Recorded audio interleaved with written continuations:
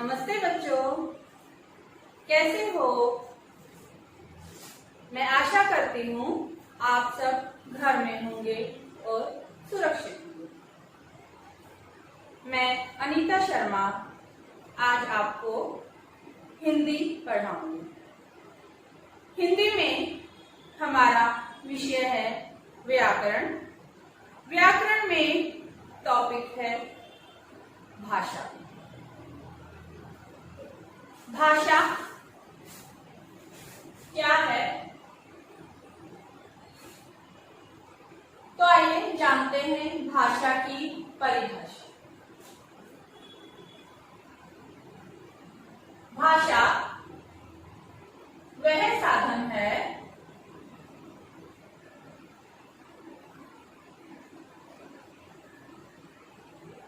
जिसके द्वारा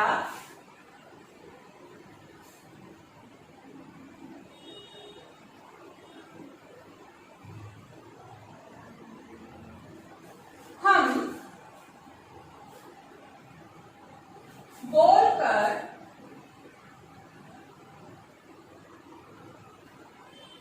या लिखकर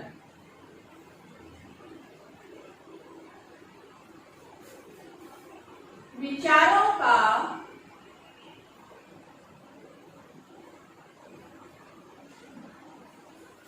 आदान प्रदान करते हैं। आदान प्रदान करते हैं। तो प्यारे बच्चों, भाषा वह साधन है जिसके द्वारा हम बोलकर या लिखकर विचारों का आदान प्रदान करते हैं। आदान प्रदान मतलब कि लेन देन। हम अपनी बात सामने वाले को समझाते हैं और सामने वाले की बात को समझते हैं।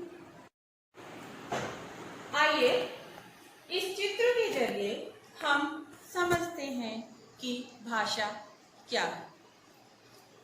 यहाँ पर आपको ये चित्र दिखाई दे रहा है। इसको अच्छे से देखिए और समझिए कि भिखारी क्या कह रहा है और सामने वाला इंसान क्या कह रहा है। इस चित्र को देखकर आप समझ भी गए होंगे। तो आइए अब हम अच्छे से समझते हैं। इस भिखारी ने सामने वाले आदमी से पैसे मांगे होंगे, तभी उसने उसको पैसे दिए होंगे। ये सब भाषा के द्वारा ही हुआ, क्योंकि भिखारी ने बोलकर अपने मन की बात सामने वाले को समझाई। अगर भाषा नहीं होती तो ये दोनों एक दूसरे की मन की बात नहीं समझ पाते और विचारों का आदान प्रदान नहीं कर पाते।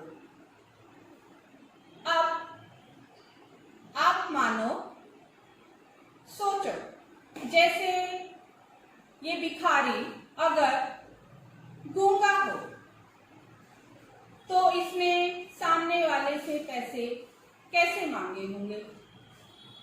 उसने इशारों से कहा होगा और सामने वाले ने समझा होगा। तो इसे हम सांकेतिक भाषा कहते हैं। संकेतों के जरिए अपनी बातों को समझाना उसे सांकेतिक भाषा कहते हैं। लेकिन संकेतों के जरिए हम अपनी सारी बातें सामने वाले को नहीं समझा सकते, इसलिए हमें भाषा का सहारा लेना पड़ता है। प्यारे बच्चों, आप जब अपनी बात कहते हैं और दूसरों की बात सुनते हैं तो उसे भाषा कहते हैं। यदि भाषा न होती तो क्या आप अपनी बात दूसरों को समझा पाते? जैसे भाषा के द्वारा ही नानी जी कहानी सुना रही हैं, अध्यापिका पढ़ा रही है। यदि भाषा नहीं होती तो क्या नानी जी कहानी सुना पाती, अध्यापिका पढ़ा पाती? जैसे मैं, अगर भाषा नहीं होती तो क्या मैं आज आपको पढ़ा पाती, समझा पाती? नहीं ना। यस, भाषा के जरिए ही आज मैं आपको पढ़ा रही हूँ। भाषा वह साधन है जिसके द्वारा हम अपनी बात कह सकते हैं और दूसरों की बात समझ सकते हैं। जैसे सब टीवी देख रहे हैं, दादी रामायण पढ़ रही है, दादाजी पत्र लिख रहे हैं। तो देखा आपने, कोई देख रहा है, कोई सुन रहा है, कोई पढ़ रहा है और कोई लिख रहा है। तो ये सभी भाषा के अलग अलग रूप हैं। सबकी अपनी अलग अलग भाषा होती है। पशु पक्षियों की भी अपनी भाषा होती है। कोई तमिल होता है, कोई मराठी, कोई पंजाबी, कोई गुजराती, कोई राजस्थानी, कोई अंग्रेजी। ये सब अलग अलग भाषा होती हैं। हमारी राष्ट्रीय भाषा हिंदी है। हम हिंदी बोलते हैं, हिंदी लिखते हैं और हिंदी पढ़ते हैं। भाषा के दो रूप होते हैं, मौखिक भाषा और लिखित भाषा। मौखिक भाषा जिसे हम बोलकर समझा सकते हैं, उसे मौखिक भाषा कहते हैं। जब मनुष्य अपने भावों और विचारों को बोलकर प्रकट करता है तो उसे मौखिक भाषा कहते हैं। जैसे बातचीत करना, भाषण देना, कहानी सुनाना, यह सब मौखिक भाषा के रूप हैं।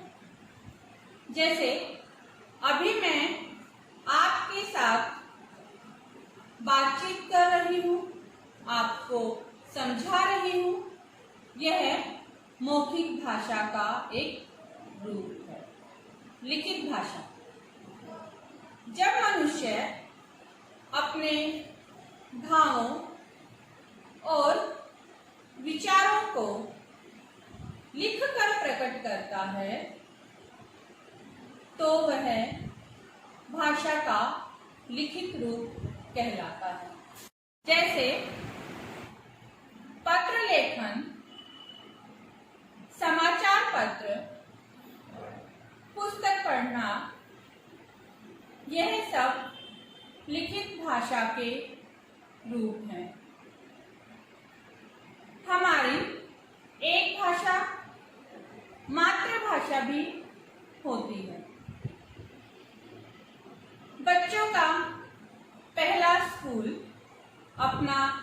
घर परिवार होता है। जैसे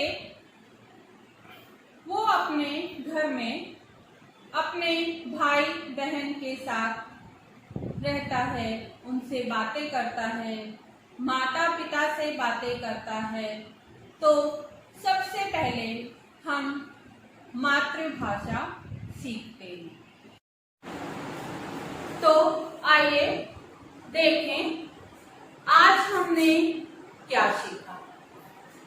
भाषा। भाषा वह साधन है जिसके द्वारा हम बोलकर या लिखकर विचारों का आदान प्रदान करते हैं। भाषा के दो रूप हैं।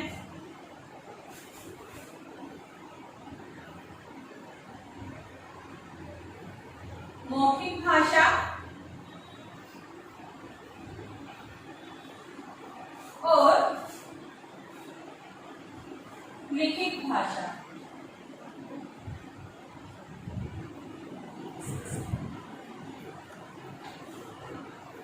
कौन कौन से दो रूप हैं?